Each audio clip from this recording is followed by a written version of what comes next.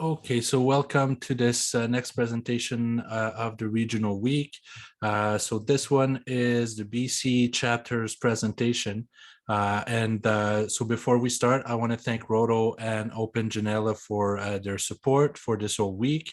So as I said previously, for both these companies, you have any questions, you can reach out to us. We can put you in contact. Just look at our social media if you want to know what they're up to. So I know Roto, they have webinar coming up, and same with Open Janela. If they have news, we can post that. So you'll know everything you need to know about these two companies if you reach out to us and if you follow our social media. So thanks a lot. With that being said, so today we have Cam Drew, who's our Vice President at Fenestration Canada. He's also the board representative of the BC chapter. So he's filling in today for Adrian Edge, who's our chair. So hi, Cam, and I'll let you take it from here. Thank you, Stefan, and hello, everybody. Thank you for joining us and welcome. This is the BC chapter. Hopefully you've been able to catch maybe some of the other chapters throughout the week.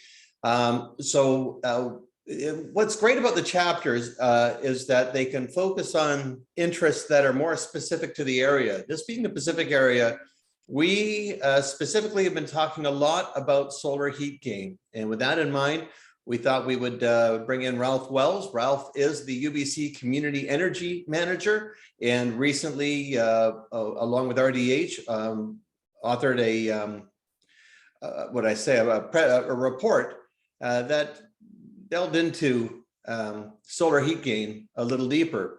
So with that in mind, Ralph, we will have time for questions at the end. And if you find anything that gets a little too deep and technical, we'll break it down for you. So Ralph, please take it away. Thank you. Okay, thank you, Cam, and hello, everyone. It's great to be joining me today, and really thanks to folks at Fenestration Canada for having me. I'm just going to now try to share my slide deck so that and start my presentation. Okay, so I just want to confirm that people can see my cover slide and that you can hear me okay. So we got all good. Sound check there. Thanks. Yeah, so I'll start just a little bit about who am I, and then we'll go into my talk. Yeah, so I work as my title is Community Energy Manager. I work within campus community planning within the Sustainability and Engineering group here at the University of BC, specifically on our Point Grey campus on the far west side of Vancouver. I guess I work specifically a lot on our green building policies, and an interesting nuance that I'll get into in the talk a little bit is that some of you may be aware that we're growing a little city out here on our Point Grey campus. And so I'm specifically really involved on sort of green building requirements for new multifamily, both private strata owned and rental buildings in our neighborhoods. And maybe that's a good segue for me to go to my first slide. So one thing right off the top is say, you know, I'm not a fenestration person, and I'm not going to talk much about fenestration specifically, although when we get in the meat of my talk, the implications for fenestration will be sort of loud and clear. I'm definitely more of a policy person, but Adrian assured me that you guys would find my talk of interest. So, but definitely to set the stage, a part about my presentation is really about context, a little bit about who we are at UBC and what's relevant to this topic. I want to talk a bit about climate change and a little bit about the relevant aspects of the British Columbia building code context, and then get into some technical issues, specifically a core piece, which is the so-called future climate weather files, and then I'm going to talk about the results. We commissioned RDH to do a major sort of building modeling study to look at implications in multifamily buildings, future climate on overheating and thermal comfort, and then wrap. But why don't I just jump right in? Without further ado, first a bit about UBC. Just want to share, maybe promote a little bit. We've gone through a lot of process in terms of green building policy, and we're quite proud that in 2018 we brought out a fully integrated green building action plan for our campuses. And within that, we established a pretty holistic, broad vision of sort of having net positive impacts across a whole range of themes. not just say energy and climate, but really trying to look at health and well-being, biodiversity, climate adaptation, building quality, and again, a holistic look at green buildings. And specifically and relevant to today's talk, we're really starting to look seriously at climate adaptation. The other thing I've alluded to is that, yeah, somewhat uniquely on a university campus, we are literally growing a small city. Current population of about 15,000 folks will likely grow out to about 30,000. And these are not UBC buildings for students or staff. They're really privately owned buildings. It's a fully fledged community. We have schools and retail and lots of multifamily and MURBs. So that's kind of the context that we came in to do our study, and I'll come back a little bit on the code in a second. But I want to segue over to the climate change aspect. So of course, I'm sure this graphic or this kind of graphic is really quite familiar to a lot of people. It's looking at anticipated temperature trends moving forward in time under climate change. I guess a couple of things. First, and I should contextualize this. I know we probably have folks from outside of British. I'm aware that we have folks from outside of BC in the talk today. So my talk is very much grounded in British Columbia and specifically in sort of southwest BC and the Lower Mainland, but implications are wider than that. But these results here, the sort of the temperature projections, were done by Pacific Climate Impacts Consortium out of UVic for British Columbia. And I guess a few takeaways here is obviously, climate change isn't just coming in the future, it's arrived, but it's going to continue to come. I guess a key couple of things is here. These are showing the IPCC projections for BC under different scenarios. And so the blue line is sort of looking at, wow, this is a really good mitigation scenario, which is the sort of the 1.5 degree option where we really actually achieve, zero emissions globally by 2050, very aggressive targets. And then the sort of the red on the upper end is if we kind of carry on in our approximately current trajectory, which is we're certainly seeing better targets under Paris, but those don't achieve 1.5 degrees, and further, we're not really achieving those commitments just yet. So somewhere there's a range in the future, and we hope it's closest to the lower versus the higher. But the key thing is that no matter what happens, the models are very clear that we're locked in for the next 30, 40 years to temperature increasing, even under the very best scenario. So the implication is we have to start acting and preparing for that. Adaptation is absolutely part of what we need to do. Secondly, and this is the BC context, we have here in the Lower Mainland and Southwest BC a really temperate climate, and historically for building design, it's meant that active cooling hasn't been required. But under future climate projections and frankly under now the climate that we're currently experiencing right now, we're shifting into a climate that really does have cooling degree day requirements and a need to design in cooling, and we'll come back to it. And so BC, Southwest BC is somewhat unique, is that we have a huge building stock of and I really am focused on the multifamily piece of our building stock that historically simply doesn't have cooling in it, and obviously big implications. The other piece is building code. So British Columbia, some of you will be aware, has moved to something we're calling the BC Energy Step Code, where we're actually setting energy performance targets as an alternative code compliant pathway to prescriptive sort of ASHRAE and NECB. And so the STIP code sets increasingly stringent TUI or total energy use intensity targets, and as well something we call TEDI, the thermal energy demand intensity. So even stringent targets specifically focused on space heating. Currently, these targets can be adopted by municipalities if they wish to, or also developers can choose this themselves, even where municipalities haven't required this, as a code compliant option. But the province of BC has set a schedule sort of that will bring these into base code requirements as we move forward in time. I think step 2 and coming up shortly, I think at the end of this year, and then step 3, 2027, and finally step 4, which is near passive house performance by 2032. The implications of going to performance-based is that to meet the requirements, one of the things you need to do is you have to have a building energy model to demonstrate that you're in compliance with the targets.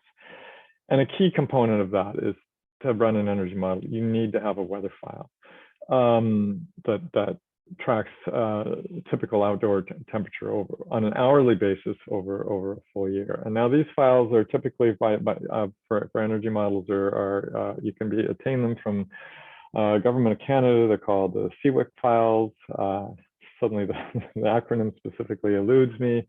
But a key issue with weather files is they are generated through averages of past climate. Typically, they'll go to weather stations in a region and on a monthly basis look for an average month over potentially up to a 30-year period. And that historically has been a very robust approach because past climate has been a good predictor of future climate. But of course, we know that's no longer the case. So there's huge implications of using these weather files for building modeling when it comes to building overheating. And so now I want to introduce a project that we did here at UBC a few years back, as we were bringing in this performance-based code, and we wanted to understand some of the implications of doing that. And we actually decided to focus on the future climate issue. And we worked on a research project, actually with a UBC graduate student and in partnership with Pacific Climate Impacts Consortium in UVic, and found a methodology where we could take these CWIC files that are used for energy modeling that are on an hourly basis and sort of mathematically use future projections of climate and which are based on daily temperatures, and then we could mathematically essentially recreate future weather files. And for folks who might be interested in the gory details, I have a link at the end of the research paper, but the main thing is, once we had that piece in place, that allowed us to go forward and develop a sort of a major engineering study, and we received a lot of funding support from many partners, primarily BC Hydro, but also our electricity utility, and also a number of cities and the province and other organizations. And we contracted a consulting firm, RDH Building Science, to undertake a modeling archetype study for low and high rise buildings, and that's the results I'm about to segue in and show you. And so we'll start here with low rise. So we modeled sort of a typical archetype of a now a code compliant wood frame 6-story building. We're able to go to 6 stories with wood frame without mechanical cooling, because that's still a code compliant typology in BC. And what we did here, what this is showing is it's looking at, well, first of all, let's look at the far left column. Essentially, you're looking at floor plans at the lower, mid, and upper floors. And what they're tracking here is in the model, how many hours above sort of ASHRAE 55 threshold of overheating. So it works out, it depends on the outdoor temperature, but say around, once you're over, say 26 degrees, sorry, indoor temperature, any temp over that is considered an overheating. Any time over that temperature is considered an overheating hour. And the way step code is set up in BC is you have to keep that on an annual basis under 200 hours to be code compliant.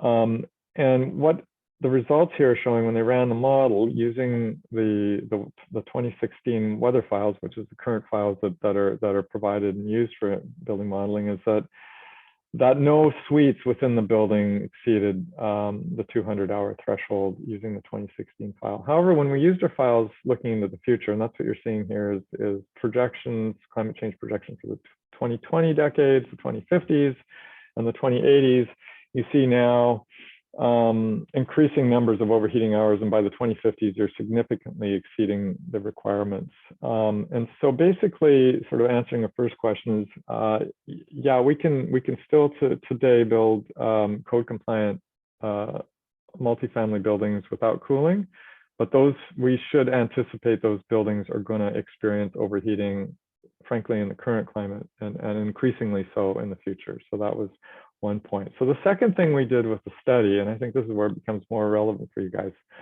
hopefully, is RDH worked with a number of sort of design measures that could mitigate the overheating. And we first started with passive envelope measures. And I should say, just starting to walk you through the graph here, what we have on the top, the bar graphs are tracking the number of overheating hours for the 2050 files and the 2080 files. And you can see, and under the two-step codes, the step 3, which is a fairly high performance building, and then the step 4, which is really near passive house, the most stringent target within energy step code.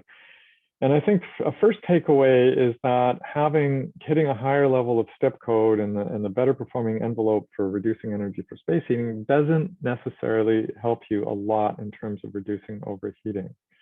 It does a bit. We see in the 2050s that, 2020s, my apologies, 2020s, for the current climate, in the step 3 building, you're kind of exceeding the 200 hours and you're just under the threshold for the step 4 building.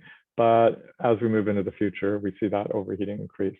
So then we looked at some measures, and this is where sort of fenestration comes in, and specifically around windows. One is reducing the overall window to wall ratio, so reducing your amount of glazing, and reducing the solar heat gain coefficient of glass, and as well adding fixed shading as one option. And the second option was reduce solar heat gain, glazing, and operable shading. So 2 different options, and both of those had quite a significant reduction in the overheating hours. In fact, demonstrate out to 2050s, you still could potentially, with the proper design, kind of stay under the 200 hours before you went to active. And then we looked at adding in not full air conditioning, but some tempering air within the ventilation system through the HRV, and then full sort of AC. And of course, in those scenarios, the buildings remain cool by design because they have active cooling. So a key takeaway here is, just by adding performance targets that are intended to reduce space heating, you shouldn't assume that's going to solve your overheating problems. And in fact, if you're not careful with your design in a really tight, well-performing envelope that has high solar heating glass with internal gains, you may actually, it's possible to increase your overheating problem. But if you actively design your building to address future climate and current and future climate overheating, you can have a really huge impact. So that's on the building typology without cooling. So we also looked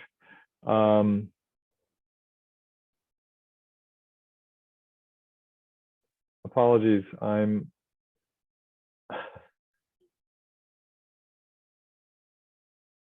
I think this is a redundant slide that I've really covered from the previous, just adding in the 2080s, so you can see, looking even beyond. And then one thing too, sorry, apologies for the pause there. They actually looking beyond and layering in the 2080s, which we did for sensitivity analysis, is a reminder that climate will continue to heat, likely well into the future. Hopefully our mitigation efforts will minimize that. But we need to be mindful that our buildings that we're building now will be existing sometime in the future. And the other thing is we discovered many of you in BC experienced the heat dome event last summer, and certainly I think there was a huge amount of media coverage of that. That was quite an intense heat wave event that really was starting to demonstrate temperatures that we might see on average in 2080. So it's helpful to look at that. And the point being here is that you hit a threshold where really your best work with passive measures ultimately maybe aren't quite enough, and that probably active cooling should be part of your design package when you sort of look more broadly into the future. Sorry, and then the other segue here is our other archetype, a high rise, In this case, really, market has already gone to most new high-rises do, in fact, have mechanical cooling as part of the design. And so we wanted to look at implications for future climate on buildings that have cooling built in our high-rise.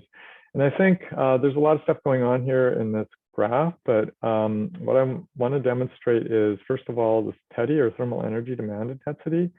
That's where we now have targets under step code, and you're sort of either hitting the 45 at step 2, the 30 at step 3, or the 15 at step 4, and just showing that very first far left set of bar graphs that, you know, if you design the building to meet step code targets under the red step 2, the blue step 3, or the green step 4, you're hitting those TEDI targets. What we're introducing here is energy consumption for cooling. So the metric we're using is cooling energy demand intensity, just to track that in parallel with TEDI. And then running that into the future, what you see is, and sort of not surprising, I guess you could call it a benefit of climate change, is that less energy is required for space heating as it warms. And so you see those TEDI numbers declining. However, you see the cooling energy, the cooling demand intensity, the cooling energy demand intensity increasing significantly as we move forward. So a big heads up on those increasing demands for cooling. The other thing that came out of this study, and again, if you're not designing around passive measures to reduce cooling energy intensity, we didn't see a benefit. A step 4 building was using about as much energy for cooling as a step 2 building. So that highly high performing envelope that reduced space heating requirements wasn't really in the model providing a benefit for cooling. And so in this case, we went back and looked at adding the passive envelope measures, again, only in this case in buildings with cool. We looked at what the implications were for cooling energy demand. And what we basically saw is that, again, if you're looking at the step 3 or step 4, the step 4 building wasn't really, as I just said, wasn't really providing energy efficiency benefits for cooling. But as soon as we add those passive measures, reduce window to wall ratio, reduce solar heat gain or glazing, adding shading, fixture operable, really significant impacts. And in this case, what's interesting is when you add those passive elements, the shading and the glazing elements, you sort of unlock the better performance in the step 4 building, so that the energy savings with the same measures in the step 4 building provide more energy efficiency than in the step 3. And finally, the last slide here. These are pretty busy slides. Hopefully, I've been doing a good job of clarifying the graph. So I want to spend a little time on this one because it's a bit of an eye opener for us when we ran a sensitivity analysis. So what we did here is we essentially took 2 high-rise archetypes. One of them was a baseline building with none of those passive measures. And the other was one with the external shading and the operable shading in the lower solar heat gain and glass. And we took those two, plopped them in the hottest part of the 2050 summer. And I guess I'll do the dashed line is just showing the outdoor temperature sort of exceeding well into the 30 degrees through the week. And so the dark sort of blue-green and the dark red represent the internal temperatures in the 2 archetypes. And so you sort of see they track to each other, right? And they should. They both have mechanical cooling and they're designed to keep the suites cool. It's just that the baseline building is going to be using more energy than the building with the bundle 2 with the passive measures. What we did though is we ran a sensitivity study of what happens in a power outage. And that's where you really see some dramatic differences between these 2 buildings. The building with the shading and the lower solar, the reduced window to wall, the lower solar heat gain or glazing,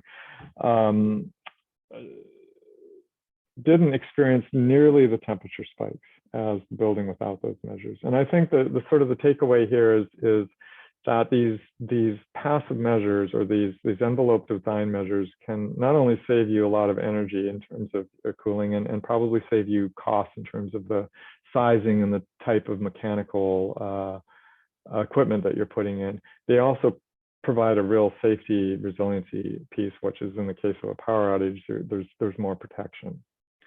So that really concludes the talk. I think sort of the broad conclusions we came to was first is that it demonstrated to us that we needed to address the issue and of designing to reflect future climate conditions, and that the concern is that our current code requirements weren't gonna do that for us.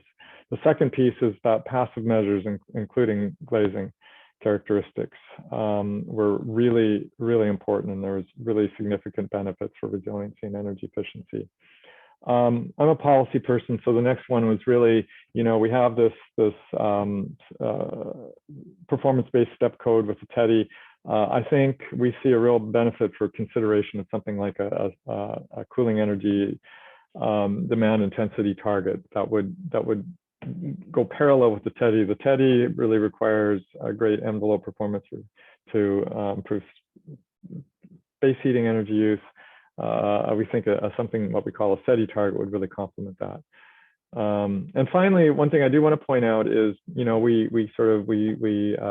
morph those past weather files to reflect future climate change, but they still reflect average conditions. And what we have not done yet is develop tools to allow us to model future heat wave events. And I think that's a next piece of work. Finally, I have a number of resources. I think we can arrange for these to be shared with you guys after the talk. But that concludes my talk. And so, yeah, I think at this point, I'm ready to take questions if there are any. We can give it a couple seconds to see if we have questions coming in. We don't have any questions as of right now. If I could begin, Ralph, with the term passive design is used in your presentation, but you also are recommending lower solar heat gain. Often the use of passive design is a higher solar heat gain to benefit from passive solar heat gain. And so how do you... Yeah, and Cam, I might put that back to you guys. So I'm not a building designer, but we do reflect. We moved, and in British Columbia, we've moved to higher solar heat gain as part of reducing energy consumption in the winter, right? And now I think what we're saying is, well, there needs to be a balance. And I'm not the person who can answer what the balance is, but I'm going to drop the or I will before I leave, after I close my presentation, a link to the summary report. And within that, RDH discussed specifically solar heat gain coefficient numbers. And the building designer and modeling folks are the folks who can really answer the question. But to me, it's like, okay, it needs to be a balance, right? We recognize benefits in the winter for higher solar heat gain, but there's trade-offs with issues in the summer. And I think it's not just go super low. It's finding the right balance, and incorporating that explicitly into your design, considering the overheating implications as well as the energy savings for space heating. There's a comment, not really a question, but a comment more that from Sharif saying it seems the future will be windows with incorporated roller shutters, as in Europe. And we did just the summer before that, we did a summer trip to Europe, my family and I, and we were in Italy actually, and we, for a variety of reasons, we needed to go in the summer, and it was pretty warm there, and I was very aware of the external shading. It was just built in, in Southern Europe in the design. I feel like, and I'm biased, again, not a building designer myself, biased to the results of these studies, but it just seems like, moving to two different kinds of external shading is something that would be really kind of necessary, hopefully, in this market. I recognize you can solve a lot of these problems with mechanical design and air conditioning and cooling, but I think there's just such benefits to incorporate these elements.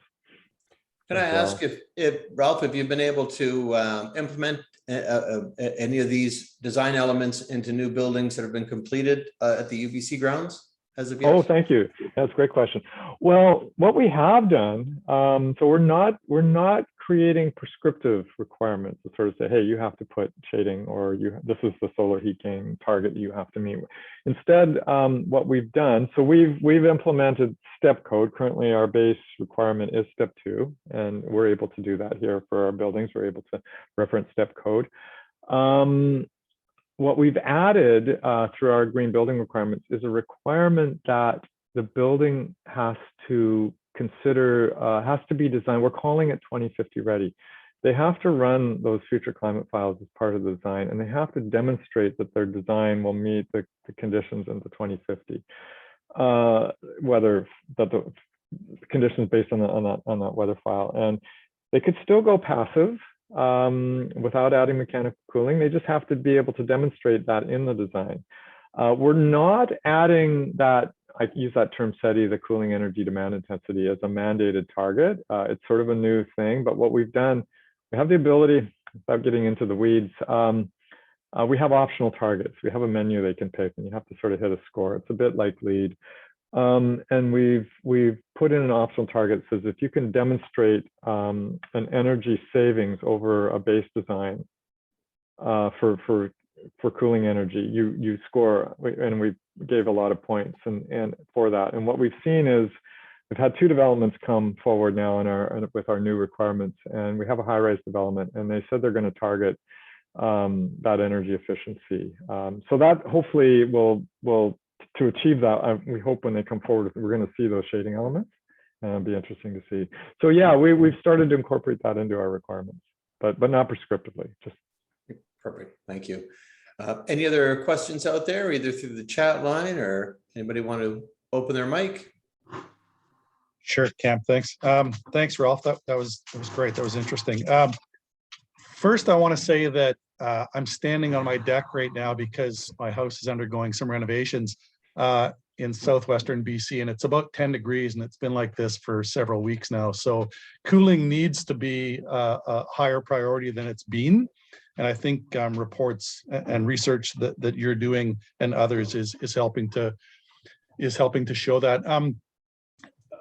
I came across your work and your contact info through the work that the Building Standards Branch is doing on the existing building code that's coming to BC in a few years. It seems to me that, you know, designing for cooling and solar heat gain challenges is much simpler in a new build. Existing buildings obviously a much greater challenge and you know, could be significant cost. You know, do you think we can get there with our existing building stock? You know, or is it a case of, and I'll give you an example of some of the conversation that I heard in that group. It'll be cheaper to knock these places down and build a higher performance building than to try and bring these existing buildings up to the levels that we need to meet. Do you think it's realistic that we can improve the existing stock to make a significant enough impact for change? It's a great question, and I didn't spend much time talking about existing buildings, so I'm really glad you brought that up. You know, we're a small city. I said we have 15,000 folks that are living in multifamily. We have a lot of faculty and staff living in rental buildings as well, and the majority of those buildings have no mechanical cooling, don't have these passive elements, and so yeah, it's an issue for thousands and thousands of buildings across Southeast BC. And I live in a condo, and you know, I experienced the heat dome event. We're fortunate it was just uncomfortable. I don't know my hope is we don't have to blow them up. I do know that, you know, I feel that ultimately heat pumps and mechanical cooling are required, and envelope retrofit measures, you know, with changing, retrofitting out new windows and putting in shadings are really expensive. We are hoping to do a case study design for one of our rental low-rise buildings to sort of explore deeply with a company like RDH. You know, what are all the different measures that you can from passive envelope and glazing to shading and then what kind of sort of heat pump solutions could you retrofit in? Doing a study like that would help us understand the costs to sort of more answer the question, should we just blow up and do a new build or not? I guess I would just say hopefully not. I think we're early days. We are seeing, you know, mini split solutions. There's some technology solutions that you can sort of bring cooling into suites, besides, you know, the really unelegant solution of just putting in portables. Not really answering your question, but I think that definitely the retrofits are starting to happen, and I think it's going to have to scale up fairly quickly. And I think you know, the province is really aware. You mentioned you sort of became aware of my work through some of the building code folks on new code. The code folks are quite aware of this issue, and hopefully we're going to see some of these code changes sort of coming online. And as well, federally, there's work going on in this area. Doesn't really, again, directly answer the question, but hopefully we see a real effort to transition our building stock without actually, you know, knocking it down and building new. Great, thank you very much. I'm, you know, I was following that conversation, and I live in a house built in 1978 with a lot of glazing and 2x4 walls and vaulted ceilings, and you know, I just think about, for me to bring this building up to, you know, levels that are going to make an impact for the next, whatever, 40, 50 years, you know, I need to knock it down and start over again. I just think we need to change out all the windows to new thermoproof windows, but that's me personally. There you go. I was waiting for it. I started. You guys have the answer. There you go. Right. Perfect. All right. Not seeing any more questions. Ralph, thank you very much for your presentation. Stefan, did you want to take over and round our hour out? Yeah, just wanted to wanted to thank everyone that attended. Thank, of course, Ralph for the presentation, and our sponsors, Roto and Open Janela. And just to let you guys know, in like at 1 p.m. Pacific, if I'm not mistaken, and at 4 Eastern time, we're going to start trivia. So for those who are interested to join us, that'd be a good roundup for the week for the last one. So that's it. Thanks, everyone, and talk to you later. Ralph, thanks a lot. We'll stay in touch. Thanks a lot. Appreciate it. Bye-bye. Thank you. It was great to be able to participate. Bye. See you guys. Okay.